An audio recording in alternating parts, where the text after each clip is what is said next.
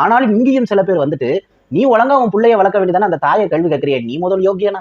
உன் போனை வாங்கி புடுங்கி சைபர் கிரைம்ல கொடுத்தனா நீ யாரு, நீ யோகியனா நல்லவனா அப்படிங்கிறது நல்லா தெரியும் மக்களுக்கு. நீ யாரு, நீ எந்த விதத்துல யோகிய, எப்படி எல்லாம் யாருக்கிட்ட பேசிருக்கேன்னு தெரிய வரும். இன்னைக்கு உலகத்துல காதலிக்கிறது கூட தவறுன்னு சொல்லக்கூடிய ஒரு நிலைக்கு தானே நம்ம வாழ்ந்துகிட்டு இருக்கோம்ல. இன்னைக்கு ஏஐ வைத்துக்கொண்டு உலக நாடுகள் எல்லாம் இன்னைக்கு முன்னேறுவது எப்படின்னு சிந்தித்துக் கொண்டிருக்கும் வேளையில, இங்க இந்தியாவுல ஒரு பகுதி மட்டும் இன்னும் சாதிய வன்கொடுமைகளை செய்து கொண்டு சந்தோஷமாக இருப்பதாக சொல்லி அவனையும் துன்புறுத்தி மற்றவனையும் துன்புறுத்தி வாழ்ந்துகிட்டு இருக்கு. என்னைக்கு தான் இது ஒழியும்?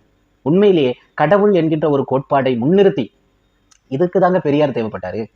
பெரியார் அன்றைய காலகட்டத்துல கொடுத்த குரல்கள் அனைத்துமே உண்மையானது, நியாயமானது. ஆனா அதை யாருமே சரியா ஏத்துக்கல. அன்னைக்கு என்ன பெரியார் கேட்டுட்டாரு அப்படி? நான் வந்துட்டு சத்தியமா சொல்றேன், நான் வந்துட்டு கடவுளை முதல்ல எதிர்க்கவே இல்லை. நான் எதிர்த்தது சாதியை தான்.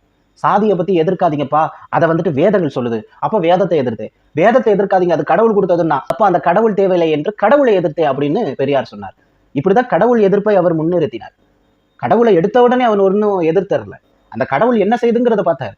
ஆக மொத்தத்துல இந்த சாதிய வன்கொடுமைகளை எடுத்து கொண்டு வந்து வைத்து இந்த தேசத்தில் நீங்கள் ஏற்படுத்துகின்ற ஒவ்வொரு அட்டூழியங்களுக்கும்